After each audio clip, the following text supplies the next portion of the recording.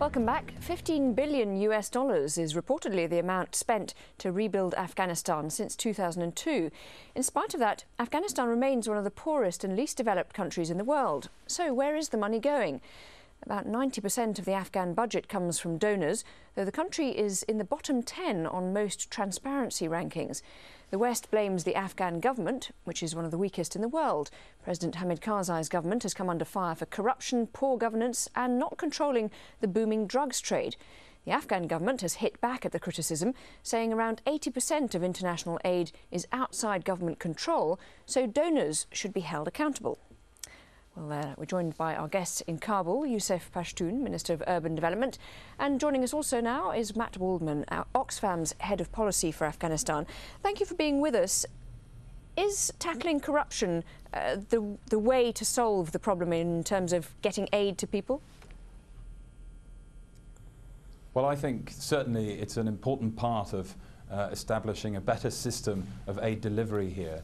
I think there's a number of steps that can be taken, improving transparency, improving coordination are two of them. And I think it behoves all of the donors to try to establish the better delivery of aid. It actually makes a visible difference to Afghans. But who should be responsible for the transparency? Because one of the things that people say is actually it's the donors who are giving the money. It's not being spent by the Afghan government. So they need to be responsible for how it's spent and accountable. Well, I don't think it's one or the other. I think it's both. And of course, there is a public administration reform process underway in the Afghan government, and various measures have been taken to address corruption. Of course, that is crucial, and we do need to see progress on that score. But at the same time, there's a lot that the donors can do, and we find that in many cases there's an opacity about their programs. It's difficult to find out what they're doing, where they're doing it in some cases, and I think, and Oxfam believes that there needs to be far greater openness so that there's information about what's happening where. It's only that way that we can establish what is going wrong and then put it right. OK, Yusuf Pashtun, you're a Minister of Urban Development, so presumably you must know how money is spent and where it's going. We've had reports of, schools that are not properly built because half the money is siphoned off into bribes and into corruption, and then the school's in a shambling mess only a few months after it's been built. What's being done about this problem of corruption that affects all these projects? Well, as a member of the government, a member of the cabinet, and also an Afghan, I cannot deny that there is no corruption. But as I think mentioned before, I think the government is receiving only a trickle of all this money which is coming here. Let me tell you that every year we are receiving, according to the Minister of Finance, $120 million for the past several years. That means we have received less than $1 billion into the government budget. Where are the rest of the money going? The question is that there is corruption in the Afghan arena, in the Afghan government system, there is no doubt. And of course, the reason is that weak administration, and the weak administration is the reason of the security situation.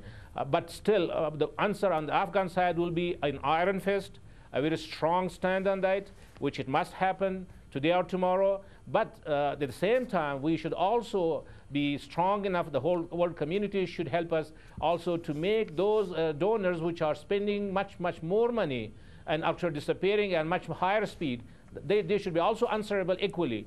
So if we put this kind of a situation together, then there will be a good improvement, I think. Matt Waldman, a bit of an interesting phrase there, today or tomorrow. I mean, there doesn't seem to be a huge amount of urgency within the government tackling this corruption problem.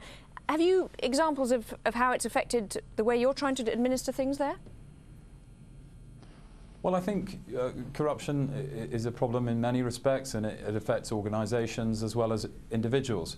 But the crucial thing here is that there is a substantial amount of aid coming in, and we're taking the right steps in order to ensure that it actually achieves what it's intended to achieve.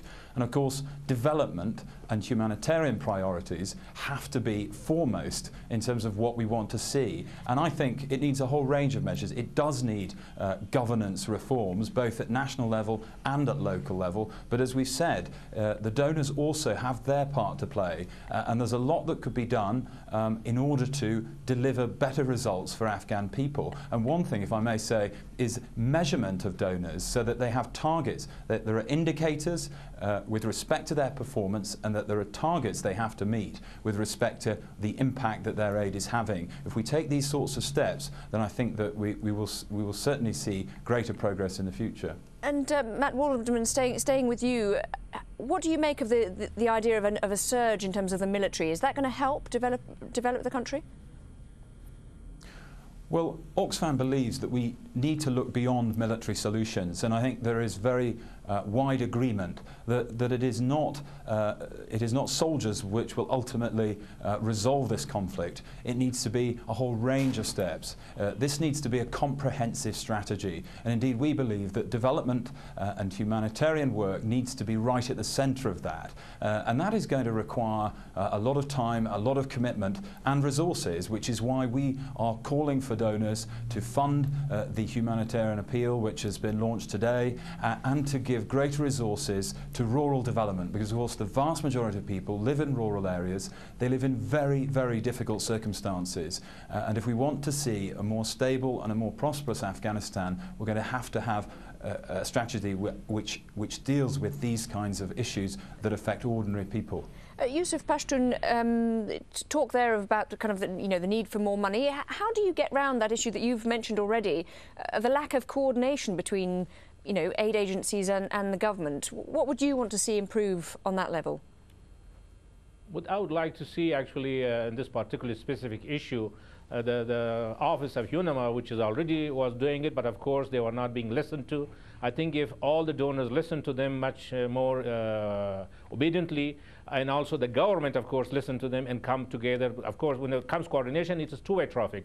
The government is equally responsible, maybe more responsible, but definitely because of the bulk of the activities which are coming through donors, we need their coordination much more in this case. If this coordination happens, that I'm sure that a lot of improvement could happen. Okay. Matt Waldman, is there a new momentum with an Obama administration for improving Afghanistan, or do you think it's more of the same?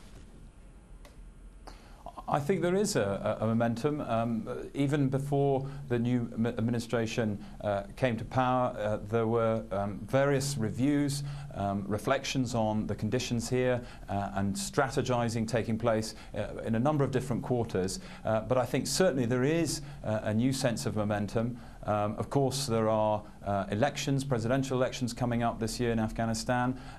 I do think there has been a recognition amongst the international community that really, with the deterioration of security here, with a very serious humanitarian situation, and with the faltering development process, there is a lot that needs to be changed in order to put this country on the right course. Have you had the impression that the Karzai government has lost the support of the US? Well, you'll have to ask that question of the United States government. I mean, I think that there is an elected government here, and they are. But is it strong enough? I mean, are they being effective at the moment? I mean, would you say that they're doing well? Well, I think what one has to say is that in certain sectors there's been significant progress. For example, there are now over 6 million children in school. In terms of health, there is now much greater level of coverage than there was just 6 or 7 years ago.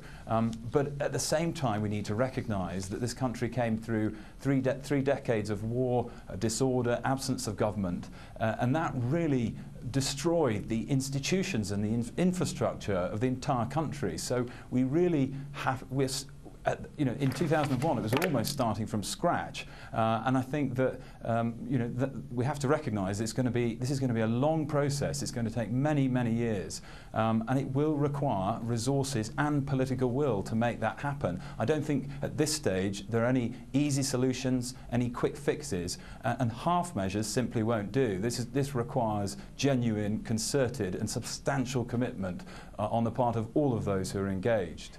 Yusuf Pashtun, if I could just bring you back to the politics as well. Would you support another term of office for Mr. Karzai? Well, I believe yes, for two reasons. First of all, I think Karzai is not that much of a failure that many people talk about it. The second thing is what we need actually continuity, because the past period of the administration was just preparation for a takeoff. I think the administration is ready for a big takeoff, of course, provided all the major issues are resolved. So such a takeoff, if a new administration comes, again will take some problems in starting and all these things. It will be a waste of time.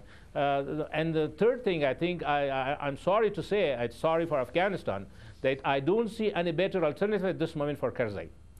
OK, thank you very much indeed for that. Yusuf Pashtun, thank you very much indeed for your time. And also Matt Waldham from Oxfam, thank you for joining us. And thank you so much for joining us on this edition of Inside Story. We always welcome your comments and suggestions. Please email them to us at insidestory@aljazeera.net. Bye for now.